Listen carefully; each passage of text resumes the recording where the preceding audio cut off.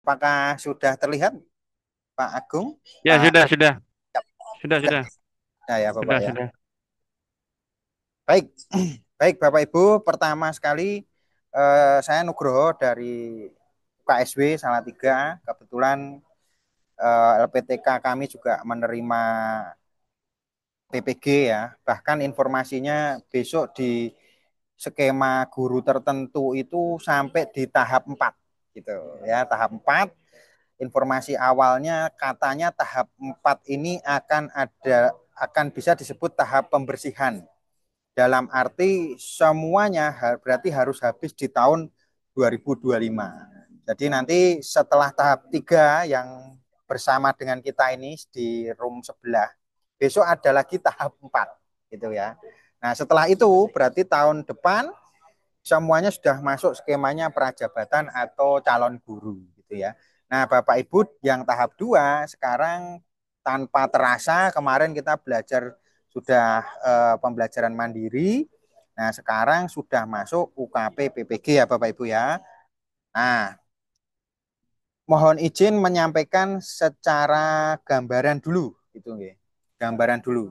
Logikanya Bapak Ibu, saat ini kita patut bersyukur. Pertama itu, kenapa? Karena di masa efisiensi kita masih diberi kesempatan, gitu ya. Jadi tahun ini tuh tahun efisiensi, Bapak Ibu. Tahun efisiensi anggaran. Nah, kita masih diberi kesempatan untuk bisa ikut PPG, itu yang pertama. Nah, ini yang harus patut kita syukuri. Dan tahun ini juga dirancangkan PPG eh, guru tertentu itu skema yang terakhir gitu. Jadi Bapak Ibu patut bersyukur. Itu yang pertama. Itu yang pertama Bapak Ibu.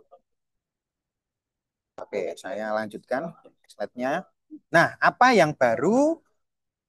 Istilahnya memang masih sama, cuman kita di sini akan belajar dulu atau sharing ya, sharing lebih lanjut tentang regulasinya. Jadi pertama peraturan pemerintah nomor 19 tahun 2017 nomor 19 tahun 2017 pasal 9-nya menjelaskan bahwa UKP PPG ini eh, harus dilaksanakan secara komprehensif, Bapak Ibu. Nah, cakupannya terdiri dari apa saja? Ada wawasan kependidikan, kemudian materi pelajaran secara luas dan mendalam, serta konsep-konsep disiplin keilmuan. Nah, ini mungkin bisa kita sebut sebagai pedagogi kita ya, pedagoginya gitu. Nah, ini mengalami transisi dari tahun 2005 ya. Sehingga perlu yang namanya perubahan-perubahan. Jadi ada regulasi awal di 2005, berubah di 2017. Makanya nama PPG ini juga berkembang Bapak Ibu. Dulu kalau enggak salah PLPG ya Pak ya, mungkin ya, yang skema dulu. Terus berganti sampai sekarang PPG. Istilahnya pun juga di akhir ini dirubah dari dalam jabatan menjadi guru tertentu, dari prajabatan menjadi calon guru. Nah, ini yang perlu kita pahami secara teoritis saja, secara undang-undang. Nah, di PP 19 tahun 2017 ada beberapa istilah yang kita perlu pahami. Masih sama sih ini Bapak Ibu sama tahun sebelumnya. Namanya adalah uji kinerja ya. Kalau Bapak Ibu mengikuti juga skema yang sebelumnya gitu ya, uji kinerja itu lebih kepada praktik pembelajaran. Nah, makanya ada rekaman video, kemudian ada juga pengumpulan RPP dan lain sebagainya. Nanti kita bahas Bapak Ibu. Tapi yang jelas dari 2017 masih tetap ada uji kinerja. Nah, sampai terbit Permendikbud yang baru, yaitu nomor 19 tahun 2024 tentang PPG. Ini masih sangat baru sekali. Dan uji coba pertamanya kemarin di angkatan 1 ya, di angkatan 1. Jadi Bapak Ibu ini sudah bukan role model lagi, tetapi sudah diuji di angkatan 1, berarti ini sudah on ritme Bapak Ibu gitu ya. Nah, isinya apa? Eh, ada beberapa hal yang berubah. Ini seperti ini ya. Yang pertama, poin pertama, PPG ini bertujuan untuk pemenuhan kompetensi pedagogi, kepribadian sosial dan profesional. Masih sama sih ini Bapak Ibu ya, masih sama. Nah, kemudian pesertanya ini ada pemahaman istilah baru. Tadi sudah saya jelaskan. Kalau prajabatan itu calon guru, kalau dalam jabatan guru tertentu. Tentu Bapak Ibu masuk di skema yang kedua ya, guru tertentu. Nah, guru tertentu itu bisa jadi guru penggerak gitu ya, ex-PLPG atau yang terdaftar di Dapodik ya, tahun akademik 2023 dan 2024 gitu ya. Nah, ini bisa dianggap sebagai guru tertentu gitu. Tentu nanti perlakuannya berbeda. Yang saya ingat contohnya khusus Bapak Ibu yang sudah mengikuti program guru penggerak gitu ya. Biasanya pembelajaran mandirinya di skip Bapak Ibu. Karena dianggap sudah kompeten untuk sekian SKS. Nanti ada penjelasannya ya itu ya. Nah, perubahannya apa? Nah, ini ada di arah yang kanan ya. Jadi sekarang UKPPPG untuk uji tulisnya itu dibagi tiga ya, dibagi tiga. Uh, situasional judgment test itu jenis yang baru Bapak Ibu. Jadi bentuk soalnya nanti ada semacam kondisi di mana Bapak Ibu sebagai guru diminta kira-kira opsi mana yang paling tepat. Nah, itu situasional judgment test. Nah, yang masih sama dengan skema sebelumnya adalah PCK, pedagogi content knowledge. Nah, itu soalnya tentang ilmu pedagogi saja, pengajaran ya. Jadi ini masih sama, ada uraiannya juga. Nah, jadi yang baru apa? Yang baru uraian dan situasional judgment test. Jadi ini yang baru, perlu kita pahami. Nah, nanti setelah ini sesi yang kedua kita akan paling enggak berlatih ya, berlatih nanti sama Dokter Dani yang kepakarannya sesuai. Itu ya Bapak Ibu. Coba kita next kemudian. Nah, pelaksanaannya bagaimana? Nah, khusus guru tertentu itu yang saat ini secara reguler atau umum gitu ya, tentu Bapak Ibu sudah terdaftar di data pokok kependidikan dengan status aktif mengajar. Nah, paling tidak itu. Kondisi yang lain, guru yang telah menyelesaikan pendidik dan latihan profesi guru namun belum lulus gitu ya, secara sederhananya belum lulus, atau Bapak Ibu yang sudah mengikuti program guru penggerak. Nah, ini pesertanya Bapak Ibu. Tuh. Setelah Bapak Ibu, besok semuanya sudah masuk yang poin A, calon guru. Gitu ya. Jadi kita patut bersyukur sekali lagi di poin pertama tadi cukup penting. Nah, ini peserta harus tercatat sebagai mahasiswa itu di PD Dikti. Makanya kemarin di awal tentu Bapak Ibu sudah mengalami proses yang cukup panjang untuk lapor diri dengan berbagai macam drama yang terjadi gitu ya. Mungkin harus mengupload banyak hal dan lain sebagainya. Ya gitu. Jadi Bapak Ibu saat ini pun saat mengikuti PPG itu juga otomatis terdata di PD Dikti sebagai mahasiswa gitu ya. Tergantung nanti LPTK di mana nanti bisa dicek Bapak Ibu ya di PD Dikti. Oke. Nah, ini skemanya Bapak Ibu ya. Jadi di tahun 2025 ini ya, tentang UKIN untuk guru tertentu ini bisa dijelaskan dalam skema ini. Jadi kontennya kemarin saat Bapak Ibu di pembelajaran mandiri paling tidak ada beberapa hal ini Bapak Ibu. Pertama tentang deep learning, ya ini yang ditambahkan ya, yang ditambahkan.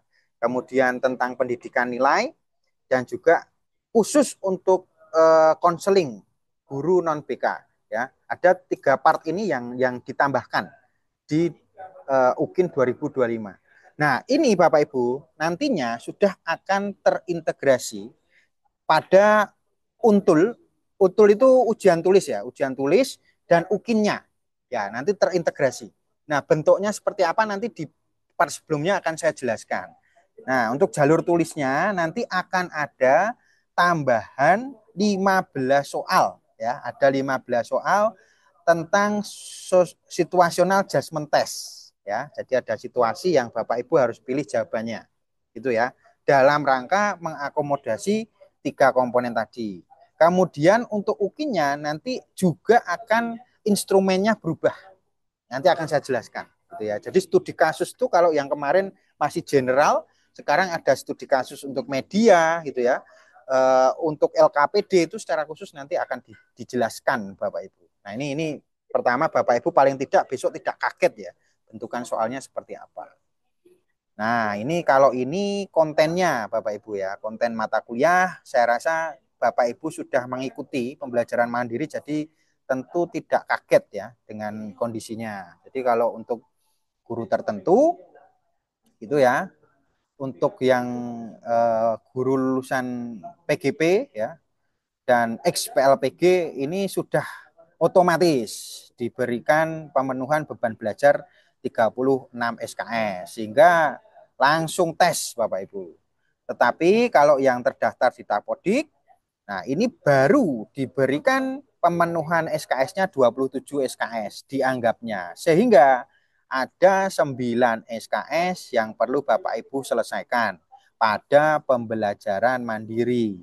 Dan di dalamnya ada tambahan tentang deep learning, pendidikan nilai, dan konseling untuk guru non-BK. Nah ini yang saya jelaskan tadi Bapak Ibu. Jadi perubahannya di sini. Oke, lanjut. Ini tentang beban SKS yang sudah ditempuh ya. Nah, kemarin juga paling tidak kalau Bapak Ibu mengikuti pembelajaran mandiri, arusnya seperti yang ada di samping kiri. Gitu ya, ada topik, ada latihan ya. Kalau nggak lulus ulang lagi gitu ya Bapak Ibu ya. Ada cerita reflektif, ada post testnya juga, ada jurnalnya juga, sampai besok ada UKP PPG. Nah, prosedur penilaian mata kuliahnya juga ada dijelaskan juga Bapak Ibu di sini ya. Prosesnya seperti ini. Nah, paling tidak Bapak Ibu harusnya sudah dilatih juga selama pembelajaran mandiri tentang studi kasus reflektif dan situational adjustment test atau tentang pedagogi content knowledge. Harusnya ya. Paling enggak pas post test ada latihan dan seterusnya. Oke. Kondisinya seperti ini. Nah, ini yang membedakan antara prajab dan daljab atau antara calon guru dan guru tertentu, Bapak Ibu. Kalau untuk terkhusus uji tulisnya, untuk calon guru itu tesnya di TUK, berarti harus ke kampus. Tetapi kalau Bapak Ibu besok tesnya cukup di device-nya masing-masing. Nah, sehingga besok pas mau tes biasanya diminta untuk mempersiapkan kamera juga. Jadi posisinya laptop, ada kamera, kemudian nanti Bapak Ibu diawasi ya, ada 2 kamera ya yang harus disiapkan. Sehingga paling tidak mulai dari sekarang mempersiapkan device-nya Bapak Ibu. Jadi Bapak Ibu diberi waktu untuk mempersiapkan device-nya dengan baik. Misalnya laptopnya ini dirasa kurang baik ya silahkan. Misalnya untuk besok tes pinjam dulu enggak apa-apa. Yang penting tesnya lancar. Gitu ya. Kuncinya apa? Berarti di jaringan. Kalau berbasis domisili, jaringan sangat menentukan. Itu ya Bapak Ibu ya. Nah, topiknya apa? Kalau untuk prajab itu ureanya pedagogikal secara umum. Sedangkan untuk Bapak Ibu lebih banyak tentang studi kasus. Ya, jadi lebih mudah mungkin ya Bapak Ibu karena Bapak Ibu sudah berpengalaman di sekolah. Nah, untuk uji kinerjanya ini masih mirip sih ya, masih mirip, tetapi untuk pengujinya nanti Bapak Ibu di LPTK sendiri. Nah, ini lebih menguntungkan ya. Jadi tolong Bapak Ibu nanti bisa sama dosennya tolong baik-baik dulu lah gitu ya, baik-baik dulu karena Bapak Ibu nanti dosennya yang menilai juga dosen LPTK sendiri gitu ya. Kemudian untuk substansinya yang diuji kalau untuk prajab itu ada wawancara gitu ya berdasarkan laporan studi kasus. Sedangkan dalam jabatan menilai hasil tes subjektif Ya, berdasarkan studi kasus reflektif. Berarti studi kasus ini sudah terjadi mungkin di saat Bapak Ibu menulis nanti ya. Mungkin sudah terjadi di pengalaman saat Bapak Ibu menjadi seorang guru gitu. Kalau prajabatan biasanya pengalaman saat PPL gitu. Nah, ini yang membedakan. Jadi pesan saya Bapak Ibu untuk persiapan, pertama besok siapkan device-nya yang bagus gitu ya. Jaringannya yang bagus gitu. Untuk UKIN-nya berarti tolong menjaga hubungan baik dengan dosen di LPTK masing-masing. Kenapa?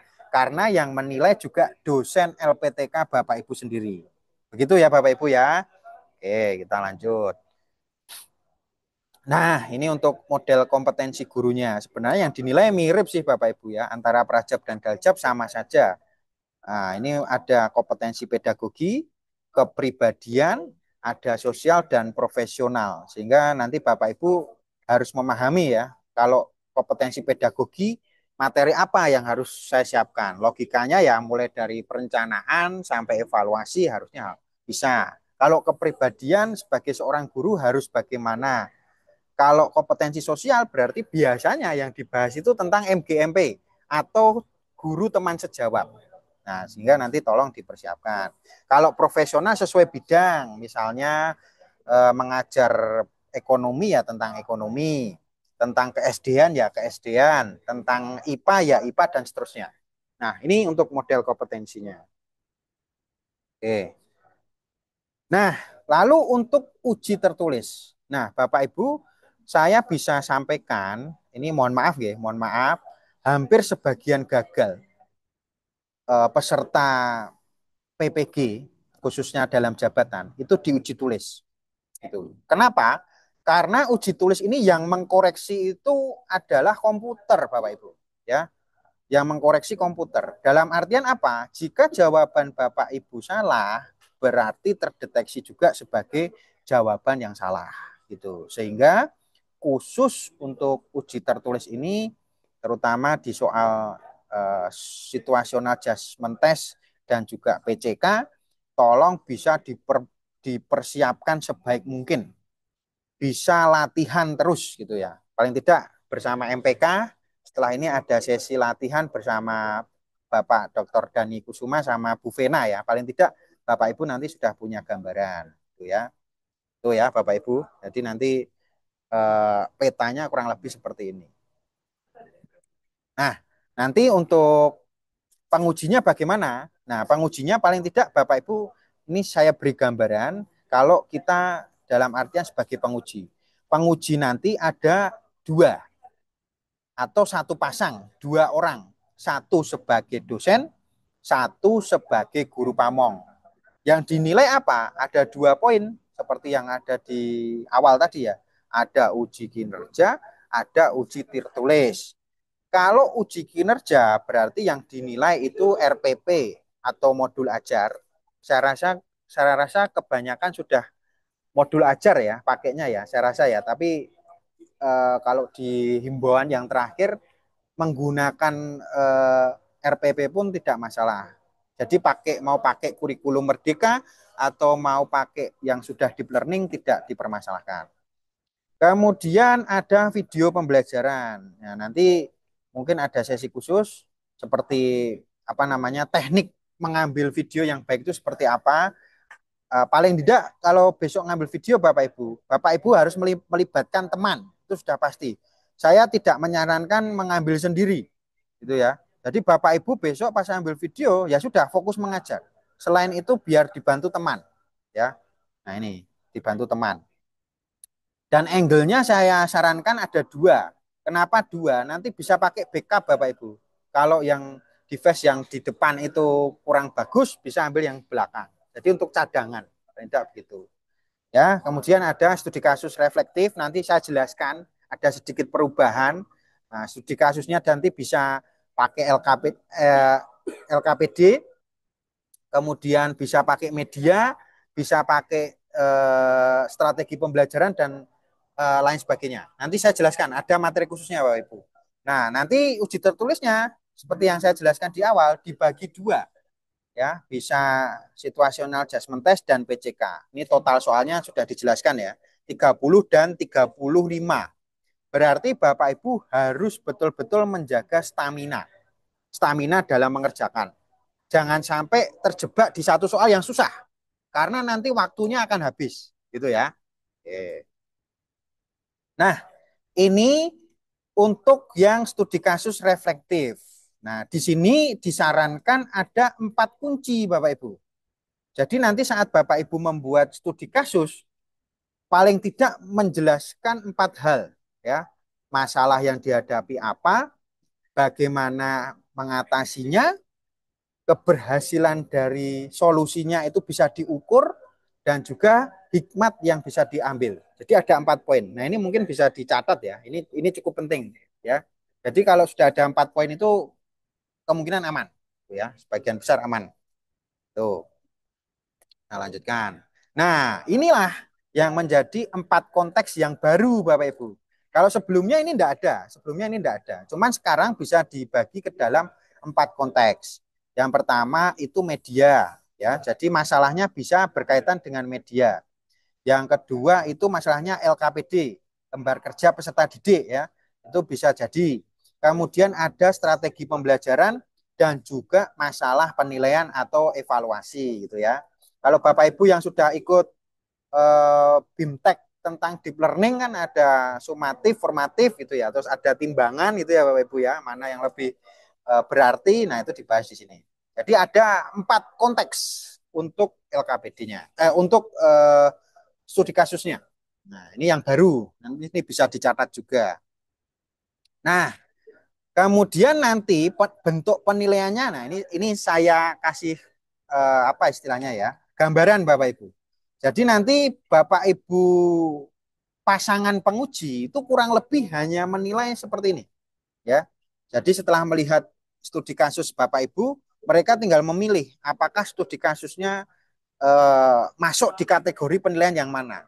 Tentu yang paling diharapkan itu ada di kategori paling pojok antara poin 9 dan 10. Baik sekali. Nah, berarti apa? Paling tidak Bapak Ibu itu substansinya ada di poin ini. Nah, ini misalnya ya, misalnya tentang deskripsi masalah atau kasus nyata. Nah, ini berarti harus komprehensif dalam menguraikan masalah yang nyata, itu ya. Kondisi yang diharapkan seharusnya bagaimana, kemudian ternyata bagaimana, gapnya di mana. Itu harus terlihat kalau pengen nilainya baik sekali, ya. Kemudian misalnya untuk upaya, upaya itu upaya menyelesaikan paling tidak praktis, ada kategori praktis, ya, secara rasional sesuai dengan masalah dan juga relevan dengan strategi pembelajaran yang digunakan. Nah, jadi Bapak Ibu harus ada di poin 3 poin ini, ya.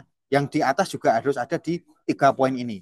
Kalau tidak ada berarti Bapak Ibu nanti kategorinya baik atau kurang. Nah, gitu ya Bapak Ibu ya. Jadi harus dipahami. Nah, ini untuk hasilnya. Nah, hasilnya berarti apa? Bentuk keberhasilan medianya bagaimana? Ada bukti dukungnya, masuk akal. Ketiganya harus ada kalau mau dinilai baik sekali. Kemudian pengalaman yang berharga, cara penyelesaiannya diceritakan, antisipasi masalahnya bagaimana, kemudian peningkatan kualitas penanganan belajarnya menggunakan media pembelajaran yang seperti apa. Semuanya harus dijelaskan biar poinnya baik sekali. Itu ya. Oke. Nah, ini sama untuk LKPD yang lainnya semuanya sama. Intinya substansinya harus ada 3 tadi Bapak Ibu. Nah, nanti materinya saya bagi, silahkan nanti dipelajari gitu ya. Oke, sama, ini masih sama. Harus ada 3 poin. Sehingga kalau mau dirumuskan, nah, catatan penting untuk studi kasus, paling tidak Bapak Ibu menjelaskan masalahnya apa, bagaimana menangani, bagaimana keberhasilan, pengalaman yang dipetik apa. Itu ya Bapak Ibu ya. Kalau pengen nilainya baik sekali, 3 poin yang saya sebutkan di indikator, semuanya harus ada. Semuanya harus ada. Nah, baik. Kemudian ritmenya seperti apa? Kurang lebih gitu ya Bapak Ibu ya. Ritmenya pertama mulai dari refleksi studi kasus. Kemudian ada perangkatnya lah Bapak Ibu ya, semuanya. Perangkat tentang UKIN dan uh, untuk uji tulisnya dikumpulkan. Nah, ini nanti bisa kalau mau dijelaskan itu menggambarkan guru profesional secara utuh, kemudian baru menentukan kelulusan Bapak Ibu ya dari penguji, kemudian eh, pelajaran mandirinya bagaimana, kemudian didorong juga untuk pengembangan diri. Nah, ini yang dimau dari UKIN seperti itu. Kurang lebih ya, kurang lebih. Lanjutkan Bapak Ibu.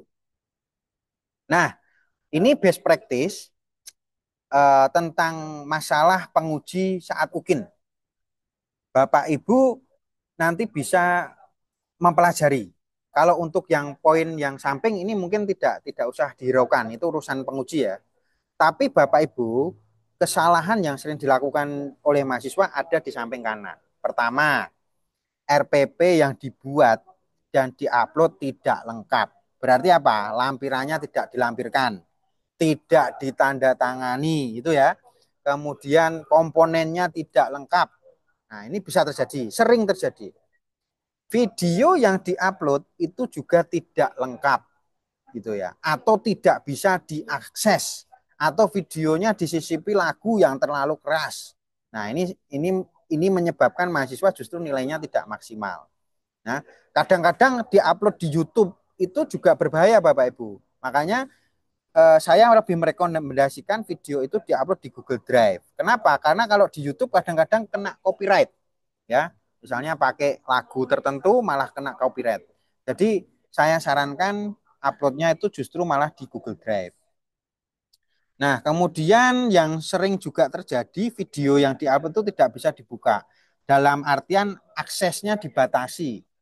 Nah, sehingga paling tidak Bapak Ibu bisa cek antar teman gitu ya, apakah linknya itu bisa dibuka atau tidak. Dan jangan mepet-mepet Bapak Ibu.